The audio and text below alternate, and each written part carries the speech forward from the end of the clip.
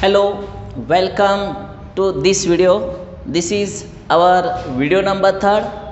In last two videos we have discussed important points in the topic determinant and matrices. Okay, determinants means only the arrangement of four numbers in two rows or two columns, or an arrangement of 9 elements in 3 rows and 3 columns. Also we have discussed how to find values of determinant of if the determinant is given of order 2. Also if the determinant is given of order 3 by 3, then how to find value of the determinant. Now in this video we will discuss now minors and cofactors of element of a given determinant. So our point is minors. I am writing here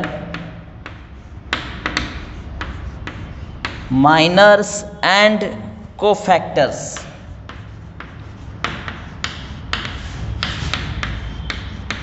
of elements of determinant.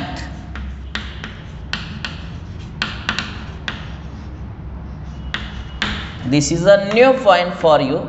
What is mean by minor and what is by cofactors? Let us discuss now. See here, minors. First point is minors.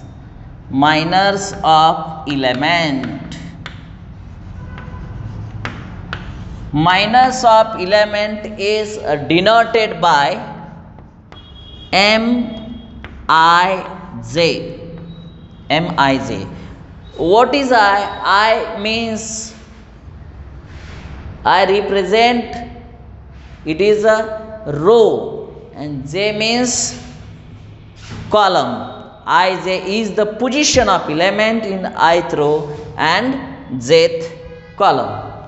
Okay, and the value, that is minor, is obtained by not considering all the elements in rows or rows of ith row and jth column. What is actually meaning? Let us discuss here. Let us take an example here. Suppose example is given like this: day is equal to 3, 2, 5, 9. This is a determinant is given. Okay, and we can compare this with the standard form as A11, A12, A21, A22. Okay, these are the position. First element is 3, which represent the position 1, 1. 2 is the position represent first row, second column, first row, second column. It is a 1, 2, not 12. 5 is the position of the element A21, and 9 is the position of the element at the position A22. Okay, so what is a minor? Minor, see here, minor of element. Minor of element A11.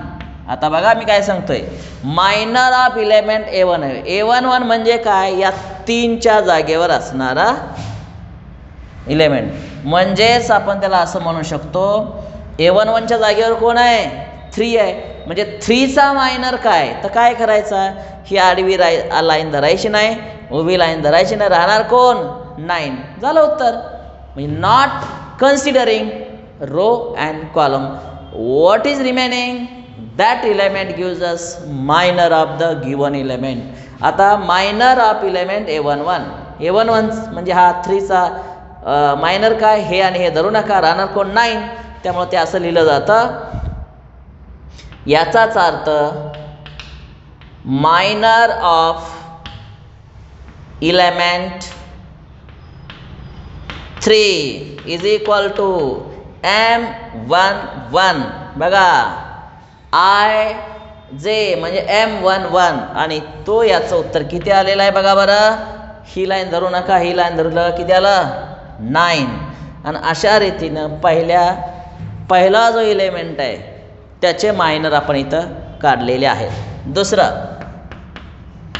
Minor of element, ह्याचा minor कडून झाला. आता हे जे 2 नंबरला आहेत त्याचा minor, पण ह्याची position A12. Minor of element A12 is equal to, यालाच म्हटलं जातं काय, मायनर ऑफ इलेमेंट 2. म्हणजेच आपण दिस इज इक्वल टू M12. आणि ह्याचा मायनर काय येईल सांगा बरं. समजा तुम्ही या ठिकाणी आहात तर डोंट कन्सिडर व्हर्टिकल लाईन आणि हॉरिझॉन्टल लाईन. राहणार किती आहे फक्त 5. आणि हे झालं 5 इज द मायनर ऑफ 2. आता ह्या 5चा मायनर काढायचा आहे.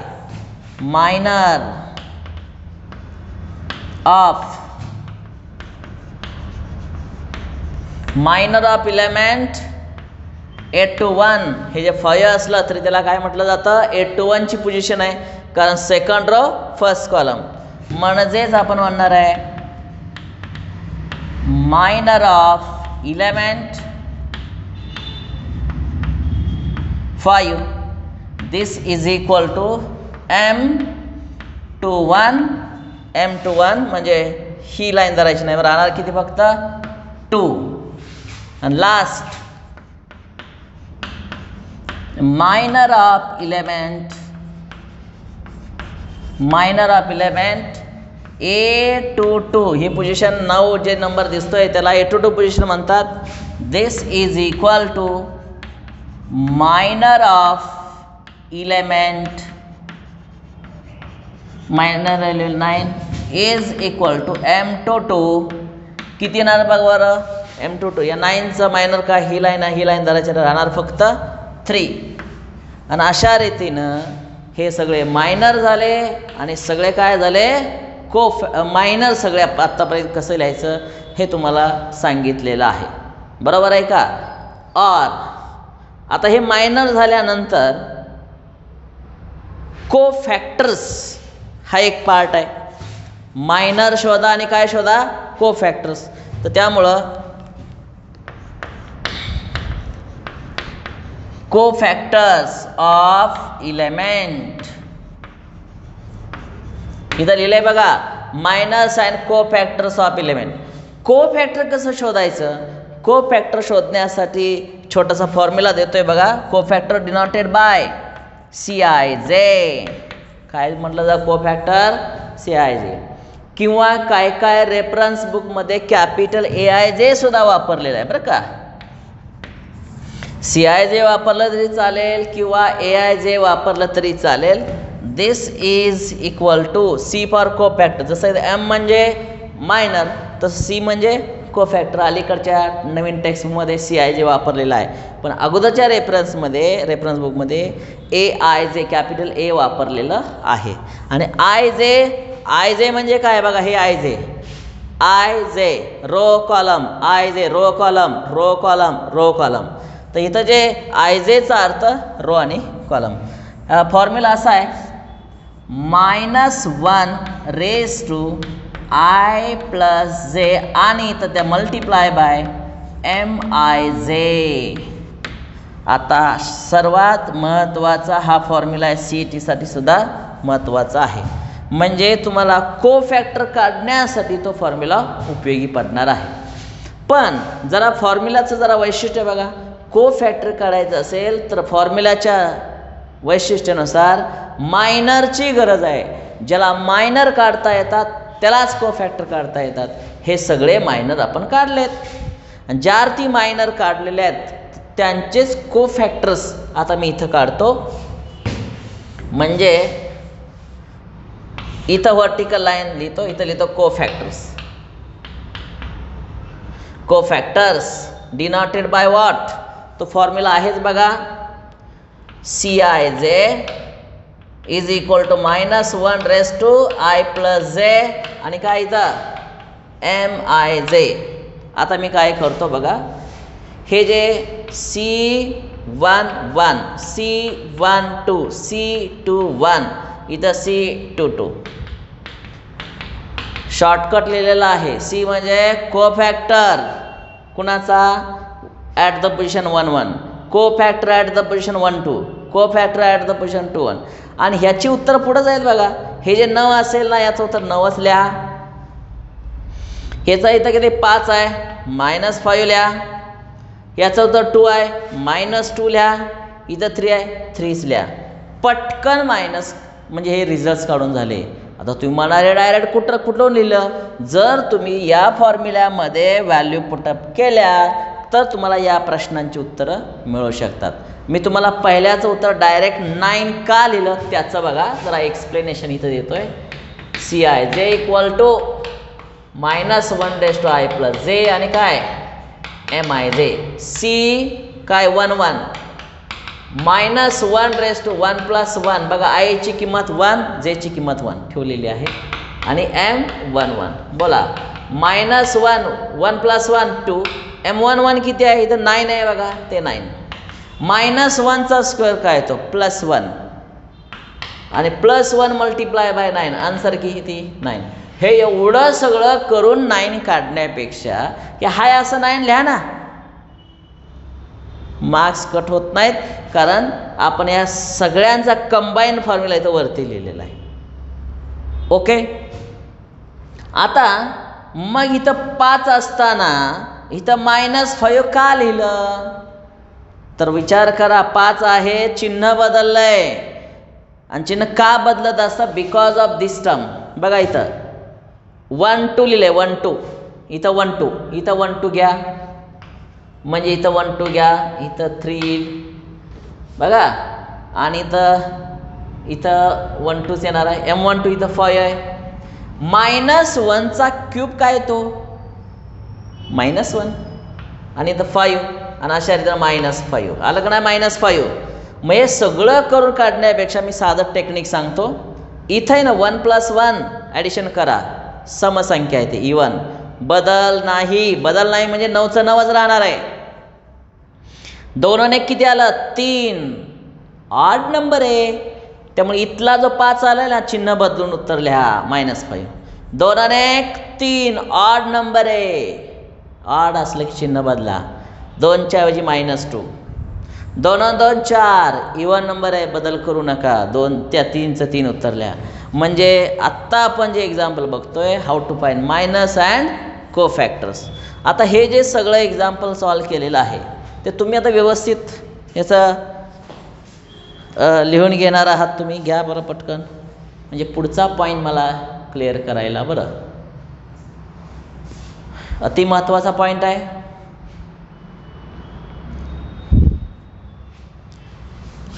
मायनर्स आपण या व्हिडिओमध्ये काय बघत आहोत how to find minors and cofactors of a given element. Okay. आणि ह्या टेक्निकच्या आधारे पुस्तकामध्ये अनेक एक्झाम्पल आहेत ते तुम्ही सॉल्व करणार आहे. ओके. आता हेच एक्झाम्पल हे सगळं प्रेझेंटेशन केलेलं आहे. सगळा डिटेल अर्थही समजावून सांगितला म्हणून मी केलं आहे. शॉर्टकटमध्ये सुद्धा या प्रश्नाचं उत्तर कसं द्यायचं ते आपण इथं तुम्हाला आता मी शिकवणार आहे. Okay. How to write the answer of this question example within a time. How to solve this. आता याचं मायनर काढायचे आणि काय काढायचे आहेत कोफॅक्टर काढायचे आहेत. तर मी काय करतो एक चार्ट बनवतो. बघा इथं लिहितो मायनर्स ब्रॅकेटमध्ये काय म्हणे MIJ इथं कोफॅक्टर्स. कोफॅक्टरचा फॉर्म्युला माहिती आहे CIJ लिहा किंवा AIJ लिहा. कोफॅक्टर्स म्हणजे त्याला आपण म्हणूया CIJ -1 + J आणि काय MIJ असा चार्ट इथं लिहायचा आहे. आणि इथं M11 इथं M12 इथं M21 इथं M22 संपलं. आणि इकडं कोफॅक्टर C11, C12, C21, C22. आता हे जे लिहिलं ते कुठलं लिहिलं, त्या पोझिशन्स ठरलेले आहेत बरं का. याला 1-1 पोझिशन म्हणतात. बघा इकडं ह्याला काय म्हणतात, A11 position, A12 position, A21 position, A22.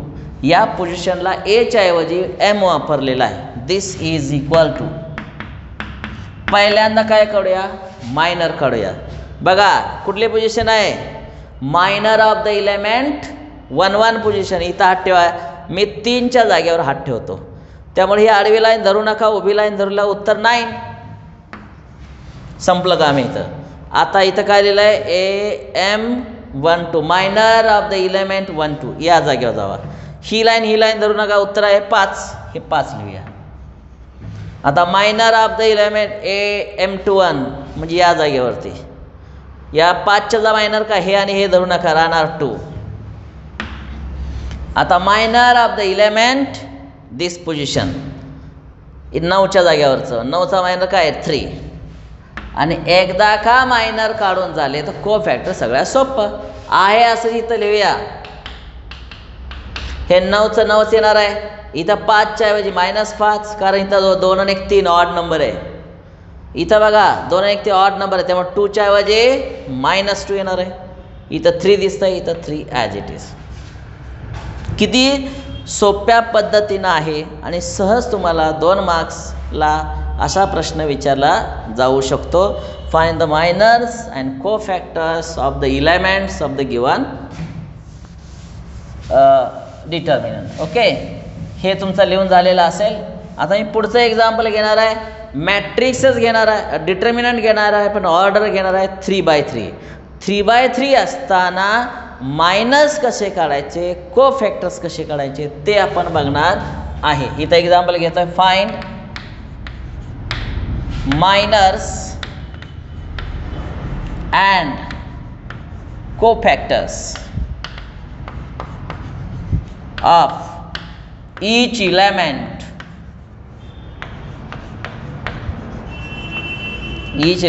in the following determinant.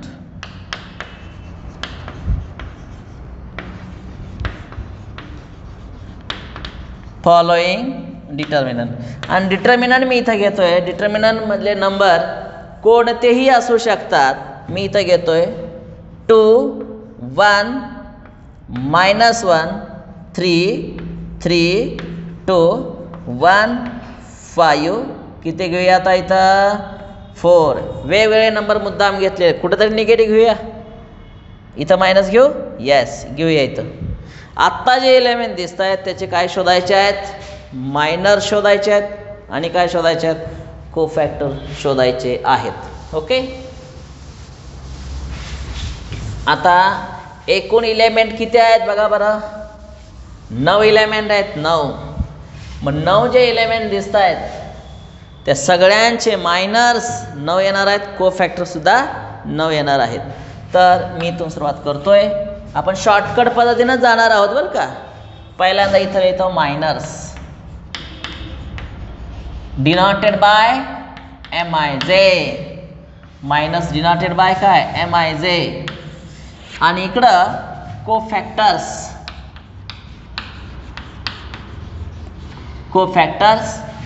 AIJ म्हणा किंवा CIJ equal to -1/i+j into MIJ. फॉर्म्युलाच फक्त मोठा आहे, बाकी सगळ्या प्रश्नाची उत्तरं सोपी असणार आहे. Start with this M11. This is equal to minor of the element 1-1. इथं चेक करा, या पोझिशनला म्हटलं जातं 1-1 पोझिशन. बघा 1-1, इथं 1-2, 1-3, 1-1, 1-2, 1-3, इथं 2-1, 2-2, 2-3, इथं 3-1, 3-2, 3-3. तर ही पोझिशन झाली आणि त्यातले इलेमेंट्स मी लिहिणार आहे. व्यवस्थित बघा जरा, मोबाईलचे स्क्रीन झूम करून करता येते का बघा तुम्हाला, का स्क्रीनशॉट काढा आणि ती जागा जरा झूम करून बघा. अतिशय अवघड पाठ आहे हा. पाठ 12th स्टँडर्डला सुद्धा आहे. आपण याचे मायनर काढतोय. मायनर काढताना तर मी काय सांगितलं, don't consider vertical line and horizontal line. मग आता 2 या पोझिशनला आहे, ही हॉरिझॉन्टल लाईन धरू नका, ही उभी लाईन धरू नका, ते धरू नका, म्हणजे बाकीचे सगळे नंबर धरा.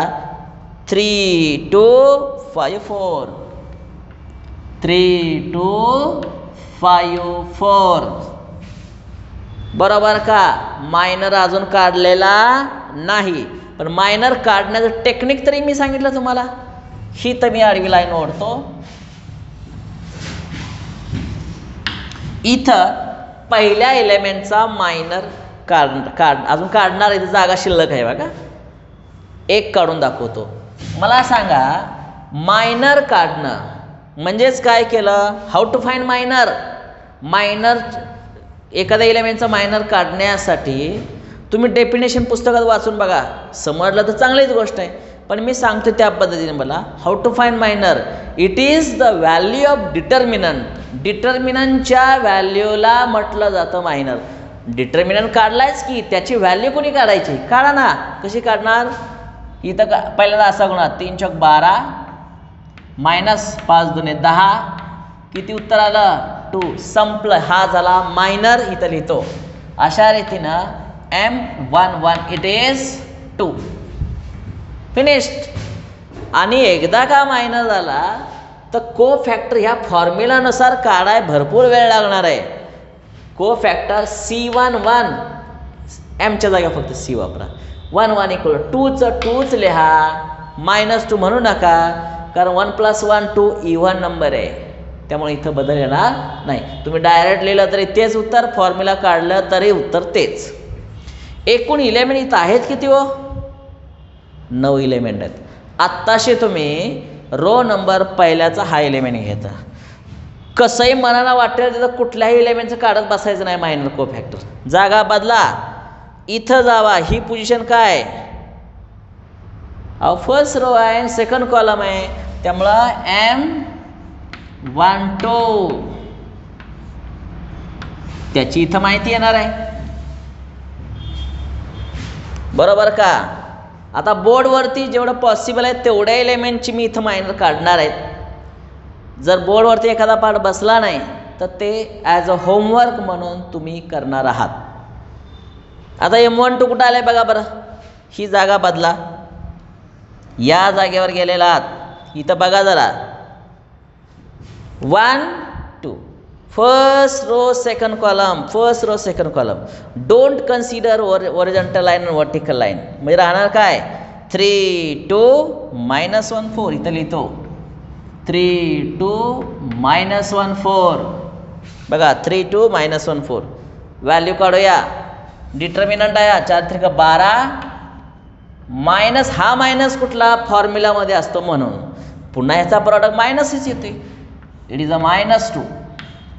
म्हणजे 12 आणि 2 किती आलं 14. मायनर झाला काढून. M12 it is 14. आणि अशा रीतीनं C12 -14. का चिन्ह बदललं लक्षात आलं, कारण 2 ने किती 3 ऑड नंबर येतोय. ऑड नंबर आला की फॉर्म्युला वापरला की निगेटिव्ह येणार आहे. आता ह्याच्या व्हॅल्यू हे सगळं आता टेक्निक सोपं आहे, तुम्ही उत्तर काढू शकता. मी तर पुढं जाऊया, मला हे सगळे एलिमेंट्स कवर करायचे आहेत. इथं जाऊया, बोला M13 हे एलिमेंट तिसरं झालं बघा. एलिमेंट नंबर 1 2 3 पहिली रो पूर्ण. आता दुसरी रो इथं ह्याचे एलिमेंट सांगताय का सांगा बरं जरा. M13 कुठं येणार आहे, तुम्ही लक्षात ठेवा की तुम्ही या जागेवर उभा आहात. समजा तुम्ही स्वतः या जागेवर उभा आहात आणि तुम्हाला सांगितलं की इकडं आडवं बघू नका, इकडं बघू नका. मग राहिले 4 नंबर, हे 3 3 काय 3 3 -15. हे व्हिडिओ व्यवस्थित ऐका जरा. हां आता इथं व्यवस्थित 3 नावाचे 15 मायनस फॉर्म्युलामध्ये असणारं मायनस आणि ह्याचा प्रॉडक्ट करून अजून मायनस येणार आहे. It is a -3. म्हणजे 15 आणि 3 18. आणि अशा रीतीनं M13 18, इथं no change. C13 it is also 18, कारण 3 आणि 1 4 इव्हन नंबर असला की बदल नाही. किती एलिमेंट झाले? 1 2 3 अजून राहिले. सेकंड रो शिल्लक राहिले, थर्ड रो शिल्लक राहिले. सेकंड रोकडे जाऊया. सेकंड रो म्हणजे इथं 2 यायला पाहिजे बरं का. फर्स्ट मी अगोदर बसतंय का बघूया. This is for row number second सुरू झालेला आहे. M22 इज इक्वल टू, बसवण्याचा प्रयत्न करतोय बरं का. M23 yes. इथं रो नंबर सेकंड आहे ना, इथून इथपर्यंत R1 रो नंबर फर्स्टचे एलिमेंट लिहिले. इथून इथपर्यंत R2 रो नंबर सेकंडचे एलिमेंट लिहिले. आणि इथं रो नंबर 3चे बसवणार आहे आपण. M31 पुढं M32, इथं M33.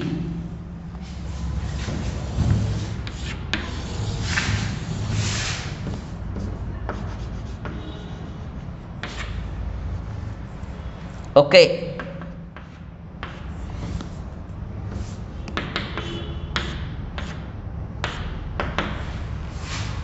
जे लिहिलेलं आहे ते व्यवस्थित तुम्हाला दिसतंय का? व्यवस्थित ऑब्झर्व करा. मला पुढचे एलिमेंट्स तिथे लिहायचे आहेत, कारण काही जो पार्ट आहे तुम्हाला तो इथं आता मी दाखवण्यासाठी इथं बोर्डवरती बसत नाही, थोडंसं ॲडजस्ट करतोय.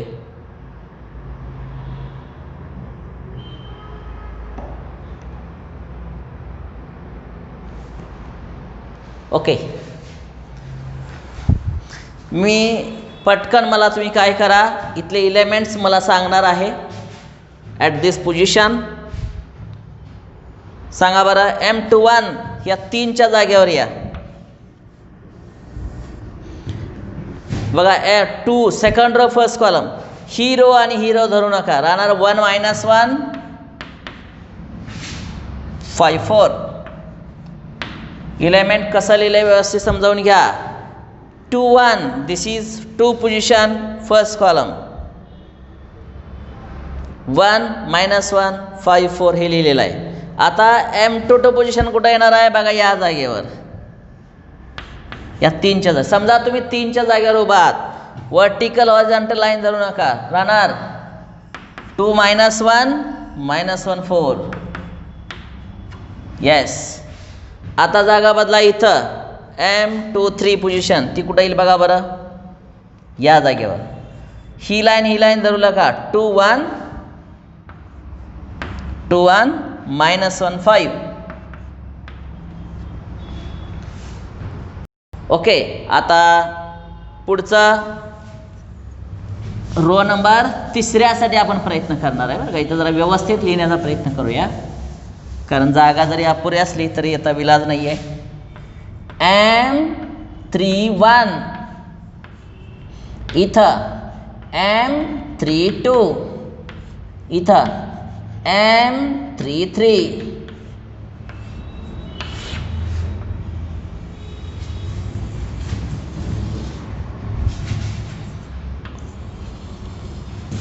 ॲक्च्युली हा क्वेश्चन तुम्हाला 4 मार्क्ससाठी परीक्षेला असणार आहे बरं का. M31 कुठे आहे बघा बरं. हा third row first column. Third row हे आणि हे धरायचं नाही. मग राहणार आहे 1 - 1 3 2. आता या 5च्या जागेवर जा. हे आणि हे धरायचं नाही. 2 - 1 3 2. आणि आता लास्ट या 4चा मायनर. हे आणि हे धरू नका. 2 1 3 3. तुम्ही काय करायचं, असा क्वेश्चन विचारला की पहिल्यांदा मी रिप्रेझेंट केलंय, असं सगळ्याचं रिप्रेझेंट व्यवस्थित. इथं चुकलं की सगळं गणित चुकणार आहे. आता एकदा का हे रिप्रेझेंट केलं तर डिटर्मिनंटची व्हॅल्यू तुम्हाला काढता येते. पहिल्या व्हिडिओमध्ये फाईन व्हॅल्यू ऑफ डिटर्मिनंट तुम्हाला काढता येते ना. ह्याची डिटर्मिनंटची व्हॅल्यू काढूया. बघा पहिल्यांदा गुणाकार असा करा. 4 1 4 मायनस फॉर्म्युल्यामध्ये असणारं 5 मल्टिप्लाय बाय -1 म्हणजे किती येणार आहे 4 + 5 इट इज 9 आणि अशा रीतीने हे 9 काढून झालेलं आहे. म्हणजेच इथं मायनर काय झाला M21 इट इज 9. इथं उत्तर येणार आहे -9 C21 कारण 2 आणि 1 3 ऑड असेल नंबर ॲडिशन चिन्ह बदला. इथं 4 to the 8 मायनस हे फॉर्म्युल्यामध्ये पण इथला प्रॉडक्ट मायनस काय प्लस -1 मल्टिप्लाय बाय -1 काय +1 इट इज 1 म्हणजे उत्तर आला 7. M22 इट इज 7 आणि द C22 आन्सर इज 7 बदल नाही. आता इथं 5 2 10 10 मायनस पुन्हा -1 म्हणजे 10 + 1 इट इज 11 आणि M23 इट इज 11. आता लगेच को फॅक्टर 2 आणि 1 3 ऑड येते बघा त्यामुळे C23 इट इज -11. किती 11 झाले 1 2 3 4 5 6. आता काय हो शेवटचा आहे ना शेवटचा तिकडं आपण बघणार आहोत. आत्ता जो प्रकार सुरू आहे कधी कधी 12वीची जी इंजिनिअरिंगची एंट्रन्स एक्झाम असते त्यामध्ये प्रश्न विचारतात find minors of the third row एवढंच विचारतात सगळे नाही. Find the cofactor of the first row असे प्रश्न असतात. सगळ्या प्रश्नांची उत्तर तुम्हाला देणं शक्य आहे. आता इथं बघा 2 याला मल्टिप्लाय करायचं 2 + 2 मायनस ह्याचा प्रॉडक्ट काय पुन्हा -3 म्हणजे 2 + काय 3 इट इज 5. इथं 2 × 2 = 4 मायनस बघा हे पुन्हा चेक करूया जरा M31 बघा M31 कुठं आहे इथं आहे त्यामुळे ही लाईन धरायची नाही 1 -1 3 2 यस करेक्टच आहे हे आपलं M32 इथं या जागेवरती बरोबरच आहे कुठला M32 ही लाईन धरायची नाही 2 - 1 3 2 2 - 1 3 2 म्हणजे 2 × 4 मायनस ह्याचा प्रॉडक्ट पुन्हा -3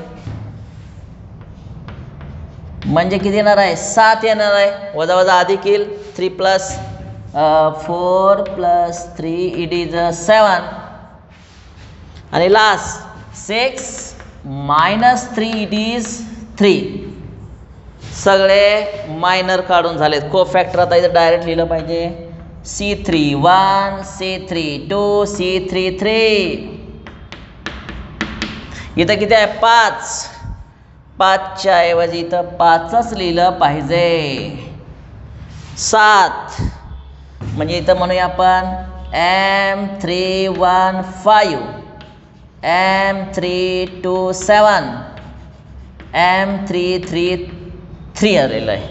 आता इथं बघा 3 आणि 1 किती 4 बदल करायचा नाही 3 नंतर 5 म्हणजे -7 येणार आहे 7ला फक्त चिन्ह बदला 3 आणि 6 काही बदलायची गरज नाही. अशा रीतीनं हे आपण दिलेल्या एक्झाम्पलचे मायनर्स कसे काढायचे को फॅक्टर्स कसे काढायचे याचा आपण इथं अभ्यास केलेला आहे.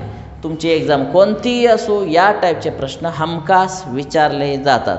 आपण पुढच्या व्हिडिओमध्ये याच टॉपिकशी रिलेटेड डिटर्मिनंट आणि मॅट्रायसेसचे रिलेटेड आपण डिटर्मिनंटच्या ज्या प्रॉपर्टीज आहेत त्याचा आपण इथं अभ्यास करणार आहे.